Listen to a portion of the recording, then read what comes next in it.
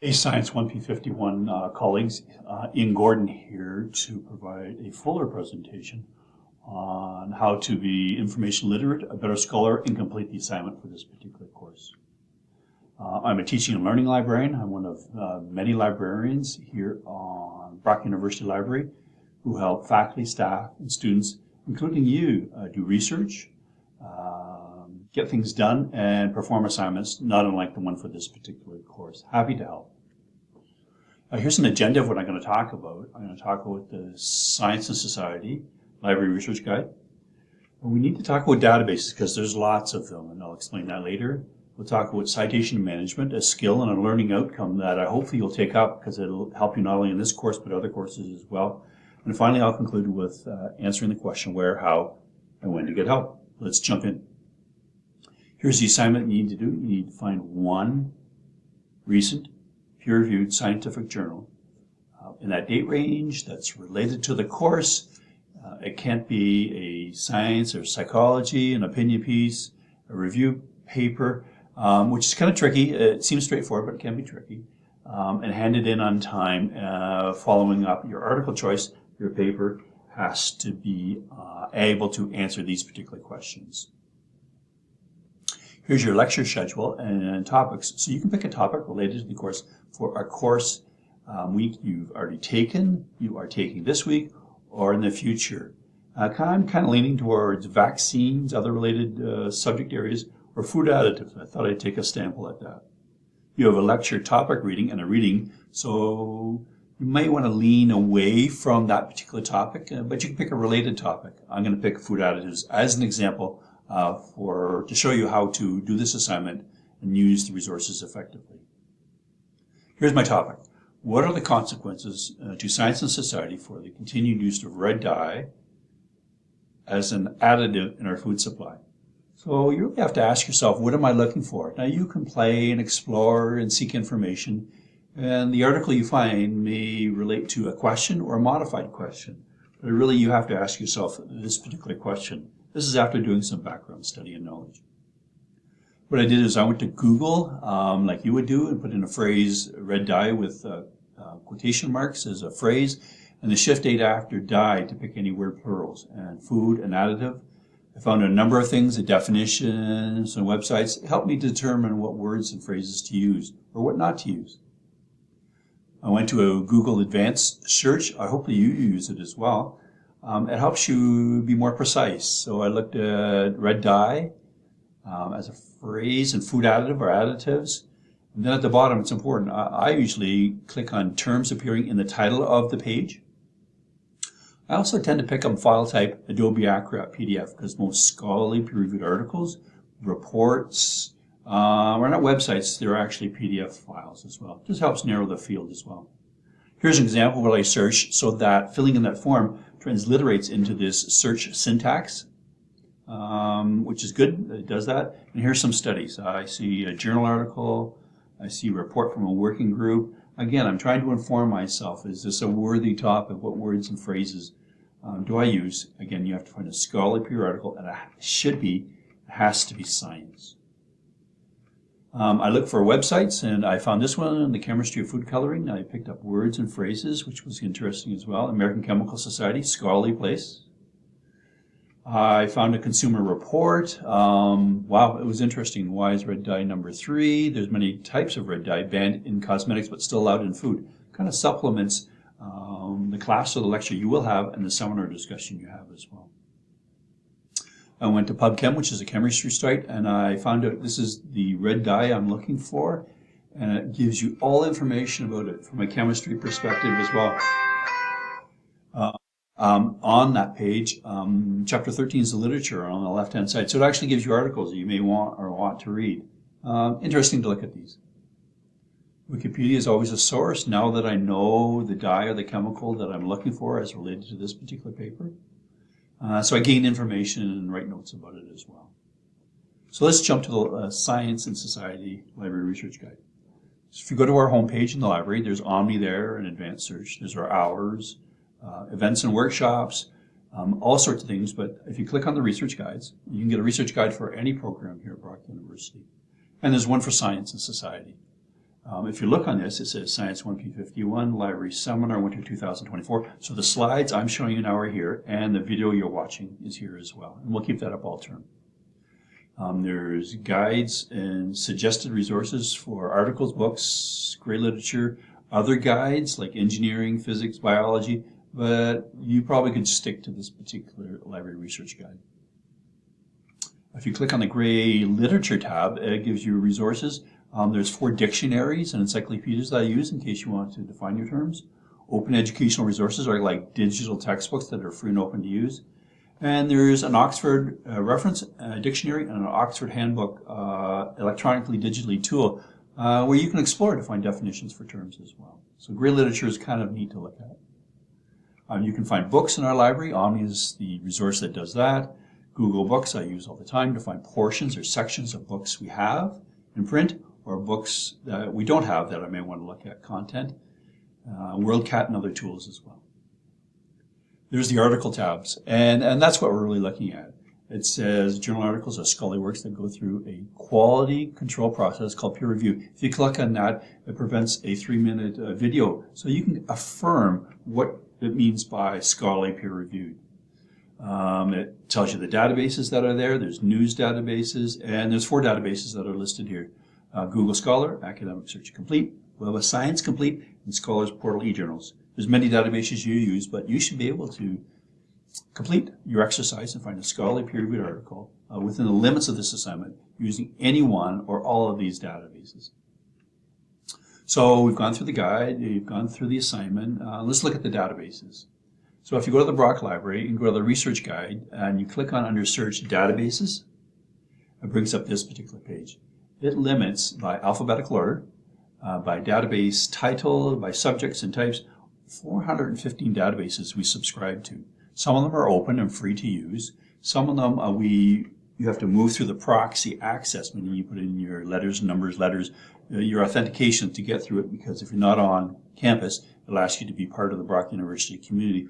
But there's lots of databases you can choose.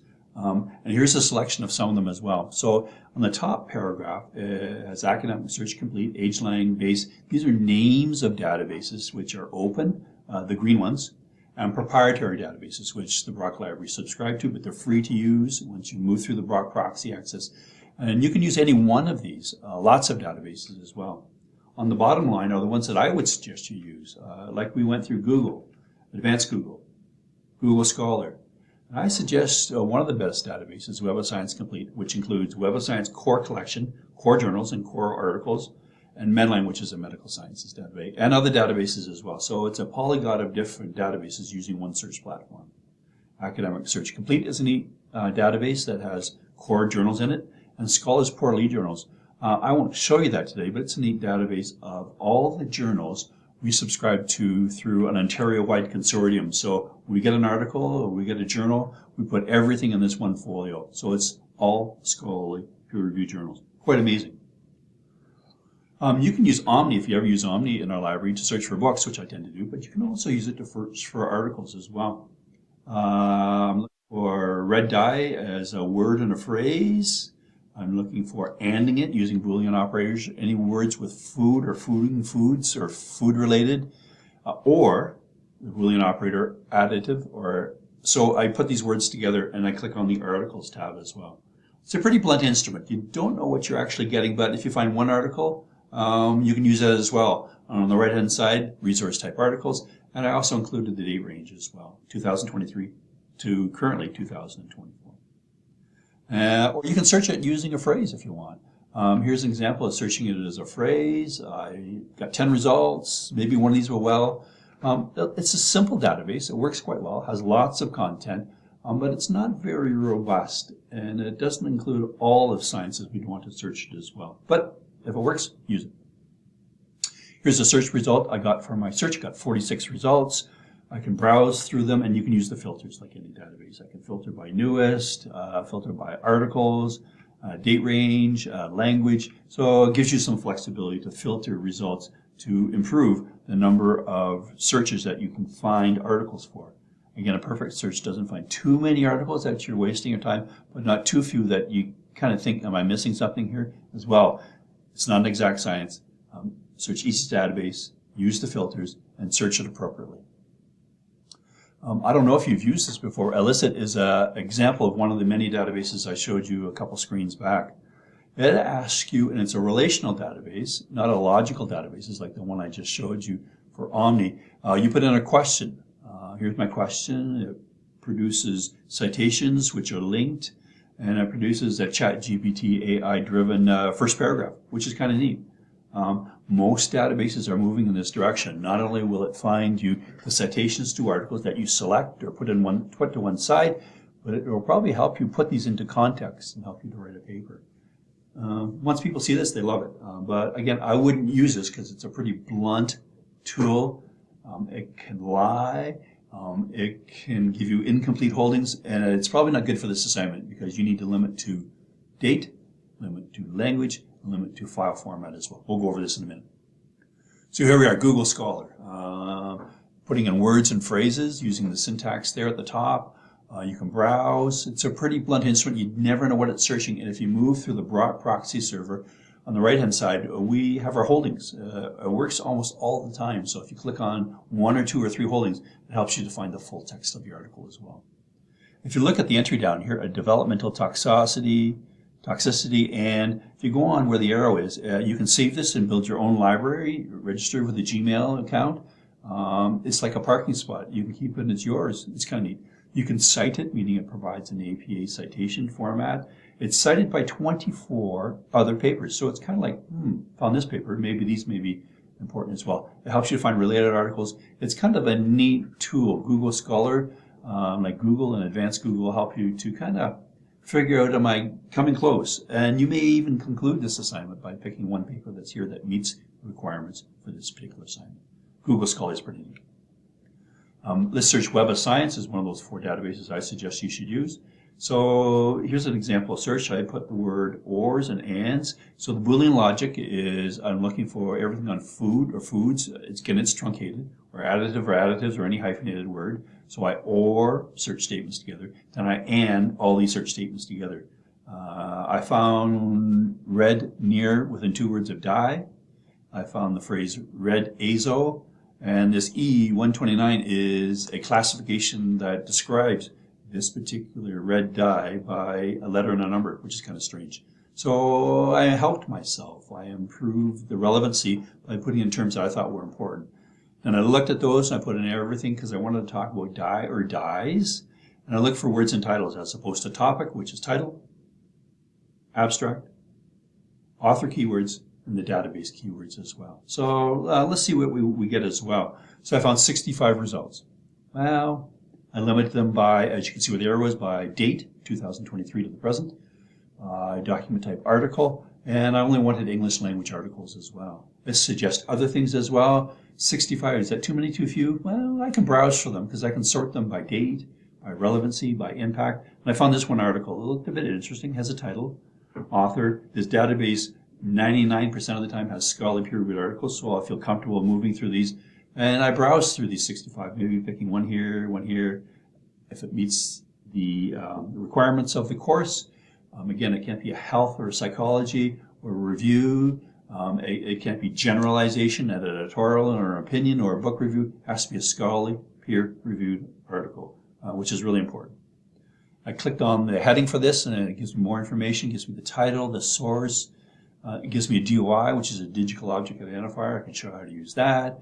Looks like it meets the time requirement. There's an abstract. This looks like it's science. And if it's science, it has keywords and it has institute. So it looks like I can click on the Find It at Brock, or if I just click and pick up the DOI, I can put it to one side. But I found 18 of those 65 articles met the criteria for the course. They look interesting. And I looked at all 18 to decide maybe 4, looked at 3, and picked one that must be appropriate as well. Now, I click on that DOI, and you put it in Omni, as I've done here, and it picks up the article. You can click on it, and it picks up the full text. So that's another way to do it. You can pick up that DOI and put it in Zotero Bib. If you don't use Zotero Bib, bookmark it. I use it every day 1,000 times. It produces a citation in the style that I've been asked to use. So APA is 7th, but there's 1,000 styles. The nice thing about this citation style management tool is that it's right 100% of the time, and it flips from styles from APA to MLA, so you can use it for other courses as well. It's driven by many different tools, but putting the DOI, which is unique to each particular article, it's pretty effective, so bookmark it and use it. If you move through our Brock proxy server, it's a search tab, Google Scholar. I threw that DOI into Google Scholar, and it has our holdings. Just a quick and dirty way to find this article in full text format. It gives me two choices here. And here's the article on the left-hand side. So download and read the article. Does it meet the requirements for this particular course? A big question you have to ask yourself. The date, the language. Is it science? Does it have a methodology as a message section here? Does it have a results and discussion? Does it actually have data? Does it actually do something, just not comment? Does it have a conclusion to say that this is what our search methodology results found? Again, you have to be very critical. And it has references at the end of the article. So this article, which was accepted in a peer-reviewed scholarly article called Functional Foods in Health and Disease, wow, builds on this body of knowledge. So it smells, tastes, and looks peer-reviewed. And I think it is. So you have to be that judge because the article doesn't say peer-reviewed. But if you look on the front page, it says submission date, March 29, 2023. Accepted date, April 18, 2023. So they submitted a manuscript. They sent it out for peer review, and one or two or even three scholars blindly look at this and go, is this real science? Is it true, not false science? Is it good science? And then publication date, April 26, 2023. It said, we will publish this. And so it kind of gave two thumbs up that it is scholarly and peer reviewed. It has pictures, graphs, lots of things to read, and I use ZoteroBib to produce a citation at the bottom of the page. I then took all those 18 articles, downloaded and opened Zotero, created a file for SCIE 1P51 articles, and I didn't touch anything. I just said, send these to Zotero on my workstation. And it sent the citation, all the metadata with it as well, so I can add notes and tags. So it tracks what I've found. Really important. If you do not use ZoteroBib, use it. If you want to know how to use Zotero, take a workshop or book a consultation and bring your laptop or computer, and we'll show you how to use it as well. As I went through this particular assignment, I kind of went, most of the things about red dye constituents and food additives are mostly about how to identify red dye constituents, how to remove them from our food, either from our food supply, our waste, or the wider environment. So, wow, I didn't know that until I went searching. So I could do another search just to see how that would take me as well. So I used Academic Search Premier, and just as an example, this is a search strategy. It uses Boolean operators or, and you selects the fields. I found 88 articles using the filters on the right side, looking for peer-reviewed, academic journals, English within this date range. So take advantage of these robust databases as well. And I went through all 88, and here's an example of one that I found. Pretty technical. Again, I can't overemphasize. It has to be a scholarly peer-reviewed article that relates to science. So it has to create data. It has to do something. Just can't comment on the topic at hand. Here's that article in the database. It tells you the authors, the subjects, other words, keywords, an abstract, and there's the DOI for this particular article, which, as you should do as well, I put it in ZoteroBib and asked for an APA citation, and it looks great. Google Scholar, I put it in there. I found it on the right-hand side, downloaded it, created the citation, and does it meet the criteria? One thing these search engines can't do is they can't search by number of pages. Your professor will say, I don't want something more than 5 or 6 pages, nothing less than 4 pages. Well, since these articles are now increasingly more digital, you can't add the database and ask it, I want it in English, scholarly, peer-reviewed within this date range. But you can say, I only want it so many pages, not fewer than this many pages. Good articles are like 10 to 20. I wouldn't really worry about that, but try to pick an article because they don't want you to read a 25-page article, and your TA marking this assignment doesn't want to read it as well. So just browse and see if you can find an article that's probably not too long, not too short. And again, I took the articles from Academic Search Complete. I added them to my list for SCIE 1P51 articles. So now I've gone from, 18 or 13 to 28. And again, it's nice because this is your record. This is your account. You can come back here next week and add to it. It's your record of citation management of citations for this particular assignment as well. So here's the original question I had. I think it'll work. I found articles, but there's no shame in doing a different subject. Picking a topic. Some of the topics that you may want to pick that align with lectures are difficult. Finding original science that you can read and understand, because you have to do a summary of these things within the date range, the language, and related to the course are sometimes tricky. So though it seems like a pretty easy exercise, meeting all the key requirements of this particular assignment is difficult, because you want to find something that you can understand and read, also something that may be of personal interest as well. Work with your TA and professor on this as well. So here's how I broke down that subject to think logically. Here's my research question. I found 3 concepts: red dye, food additives, and food supply safety. Then I went through and I did and looked for alternate words and phrases. There's those 3 search statements. And at the bottom, keywords that I kind of went through as well, I found along the way. I just tracked them, wrote them down on a piece of paper. Waste. I'm dealing with humans. I don't want to deal with animals or rats. It's really all about environmental environments, consequence detection, removing. It just helps me to modify my search as I go along.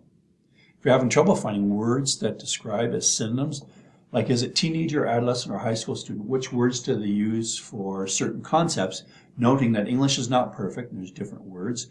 Sometimes I go to Word Hippo. Free, open. I put in the word, what's another word for food additives, and it gave me preservatives, colorants, emulsifiers, stable. I never thought I may add those as additional keywords or phrases that I can add to my search strategy to increase the relevancy and number of citations for this particular paper, or any paper that you're doing as well. So I took these and I put this research question, my concepts, in. So I'm looking at 3 particular concepts. I'm looking for scholarly articles, 2023 to the present. English, this is my plan. I'm going to play with Google, Advanced Google, and Google Scholar.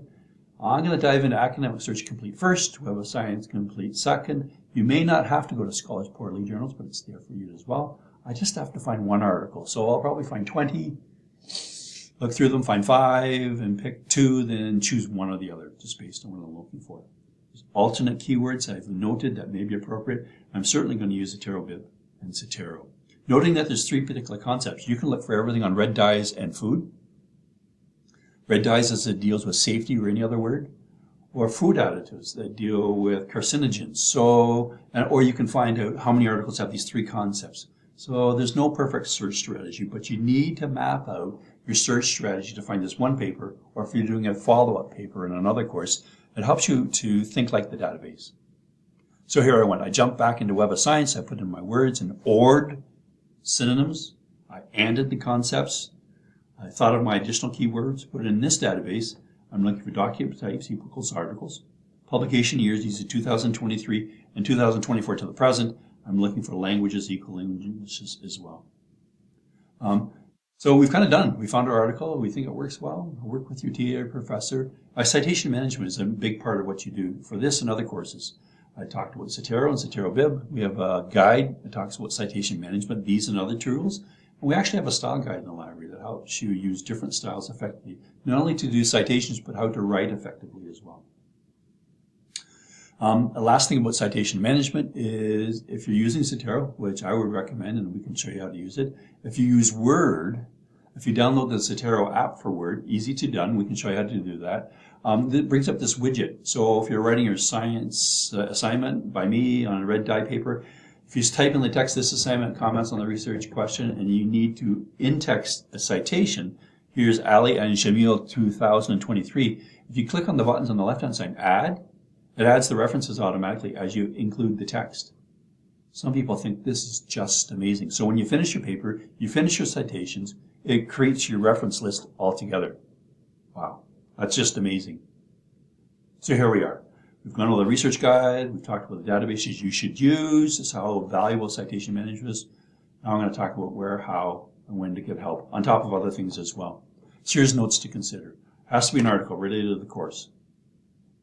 Not an article from your course readings. It has to be a scholarly peer-reviewed journal article, so you know what that means. It shouldn't be a sociology, public health, or psychology paper. These are the sexy, interesting, easy-to-read papers. No, it has to have data, methodology, conclusions, data, references. The paper can't be too long or not too short. That's difficult to do. Published within this time range. If it's not, you don't get any marks. Has to be understandable, meaning you and I need to be able to read it because you need to summarize it as well. And it needs to be suitable for writing a summary in your own words. And maybe of personal interest, and I've highlighted that. Pick a topic that may be of interest. Try 2 or 3 to find the paper that may be of a personal interest for you or your research. Has to be available for downloading in PDF format. Handed in by due date. Don't forget this, because after the due date, you just lose marks. And at any time, ask your professor and or your TA for help. They want you to be successful as well. So here's the learning outcomes. Recognize the value of scholarly research. Really important. Your professor and lecturers do this. Understand the scholarly process. You need to know what peer review means. Know that there are way too many different databases, so you have to be knowledgeable about that. Search each database separately.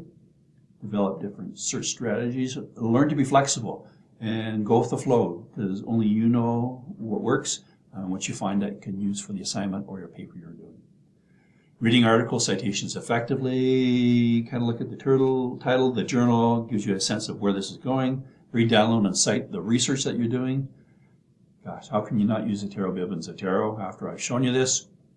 And there is no one way to search the literature. I've kind of demonstrated that many different ways in this presentation. Be open to conducting searches differently. I can help you with that. It helps you to learn that research can be messy. It's not easy. Ask for help if needed. I want you to become information literate so that on the bottom of your resume you can say, I am information literate, meaning I know how these concepts and these search strategies work if asked. Searching is a nonlinear potential iterative process. You got a question, you search, you develop concepts and terms, you search, you look at the resources, but you may come back to an original question as well. Just to illustrate, it's not easy. And here's another graphic I use all the time. So define your research topic and question. We kind of did that a couple times.